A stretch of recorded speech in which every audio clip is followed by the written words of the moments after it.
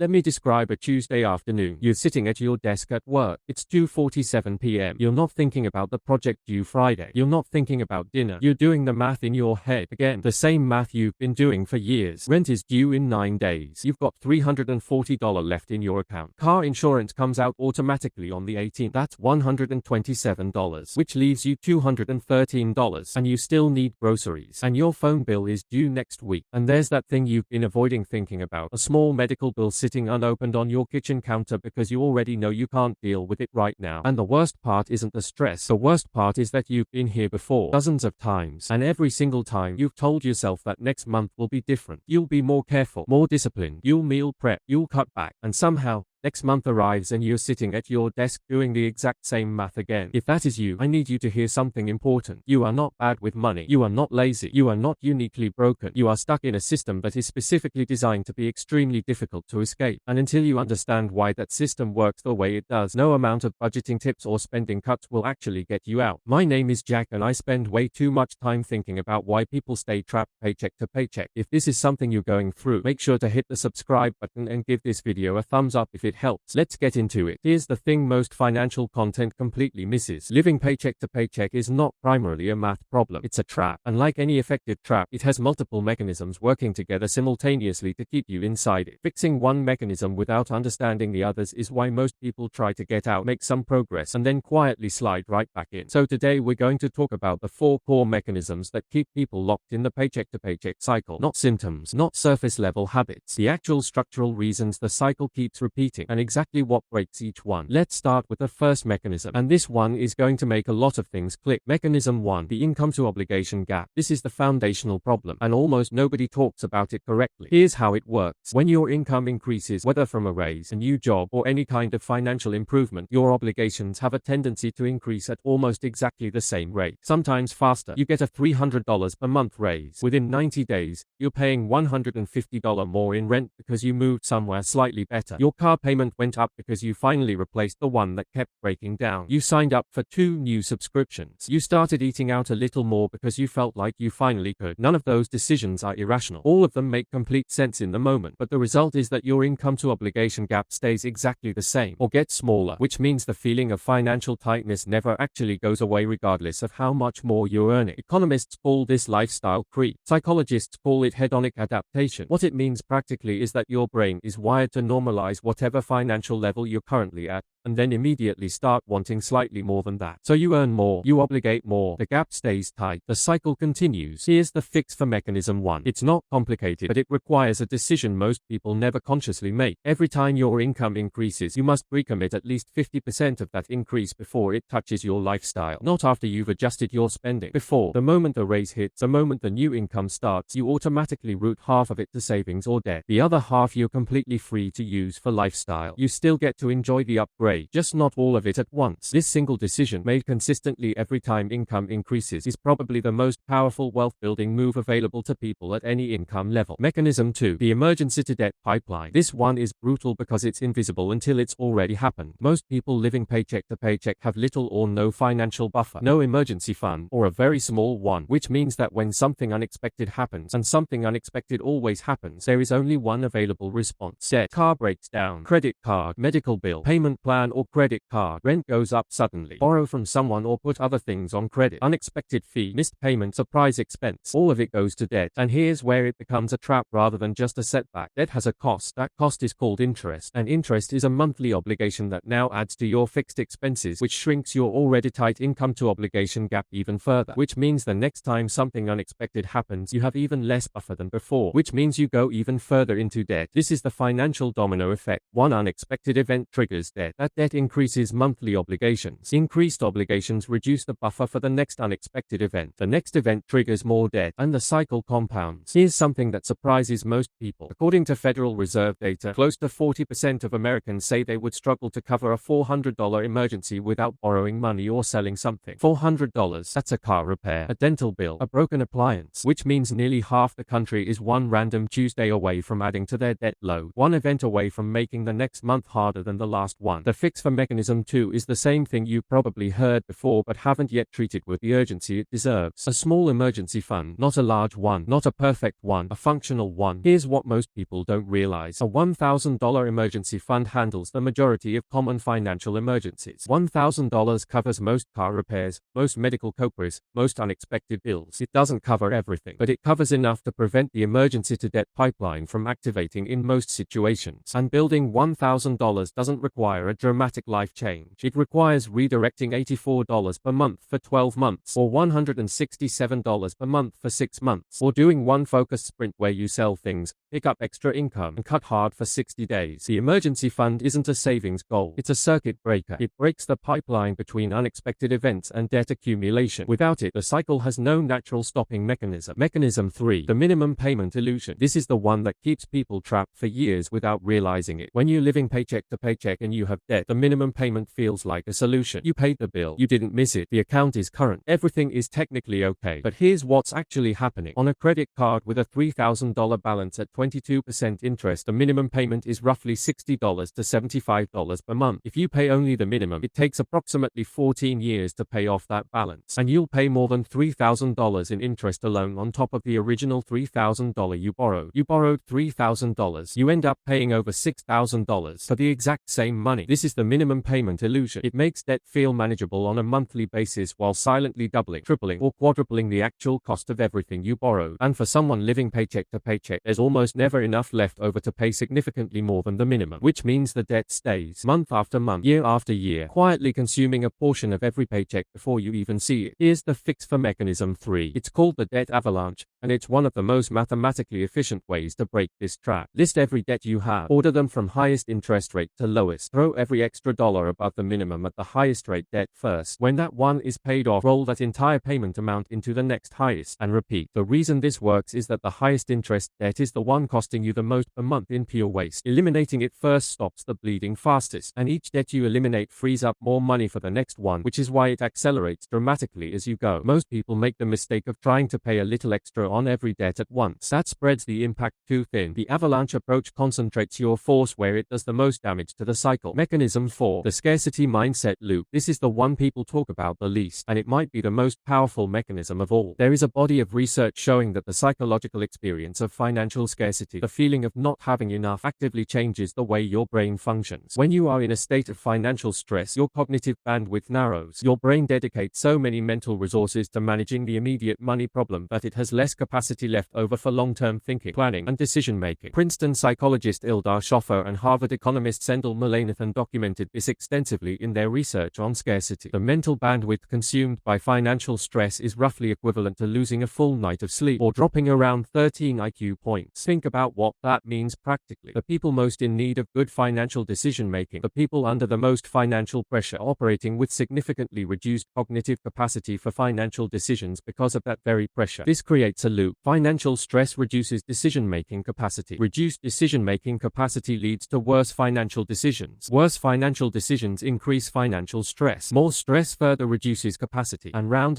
it goes. This is why people living paycheck to paycheck sometimes make decisions that look irrational from the outside. Why they occasionally spend money on things they shouldn't when they are stressed. Why they sometimes avoid opening bills or checking their bank balance. Why they struggle to plan ahead even when they genuinely want to. It's not irresponsibility. It's a documented psychological response to chronic financial scarcity. And here's the thing about this mechanism. It cannot be fixed with budgeting alone. You can't spreadsheet your way out of a scarcity mindset loop, because the loop is driven by stress, and the stress is driven by the feeling of not having enough buffer. The fix for mechanism 4 is what researchers call a psychological circuit breaker, and it comes in two parts. Part 1 is a small financial win. Any small financial win, building even $200 in a separate savings account, creates what researchers call a sense of slack, a psychological buffer that begins to reduce the intensity of the scarcity feeling. The number doesn't have to be large. The brain responds to the existence of a buffer more than the size of it. Part 2 is reducing decision fatigue around money. This means automating as many financial decisions as possible. Auto transfers, auto bill pay, pre-decided weekly spending amounts. The fewer real-time financial decisions you have to make while in a stressed state, the less your reduced bandwidth affects outcomes. Automate the right behavior, then you don't need bandwidth to maintain it. So let's put all four mechanisms together and look at what the actual exit path looks like, because understanding the trap is only useful if it shows you how to get out. The exit is not dramatic, it's not fast, but it is specific. First, you interrupt the income to obligation gap by pre-committing at least half of every future income increase before it touches your lifestyle, not someday, the moment it arrives. Second, you build a $1,000 emergency fund as the single highest financial priority before aggressive debt payoff, before investing, before anything else, because without it, one unexpected event resets everything. Third, once the emergency fund exists, you apply the debt avalanche to the highest interest debt first, minimum payments on everything else, maximum available dollars on the target debt, one at a time until they're gone. Fourth, you design your financial environment to reduce decisions made under scarcity conditions. Automate savings, automate bills, pre-decide weekly spending, give your stressed brain as few real-time money choices as possible. That's the framework for mechanisms, for specific counters, not a budget hack, not a side hustle pitch, a structural understanding of why the cycle exists and the precise sequence of steps that dismantle it. Because here's the truth that most financial content is afraid to say. You cannot discipline your way out of a structural trap. You can try, and you'll make some progress, and then you'll hit one unexpected event and slide back to where you started and wonder what went wrong. The cycle doesn't break because you try harder. It breaks because you change the structure underneath it. And the moment you understand the structure, really understand it, the path out becomes surprisingly clear. If this video changed the way you think about the paycheck to paycheck cycle, hit subscribe. And I want to hear from you. Which of the four mechanisms do you think is most responsible for keeping you stuck? Drop it in the comments, because naming the thing is always the first step to beating it.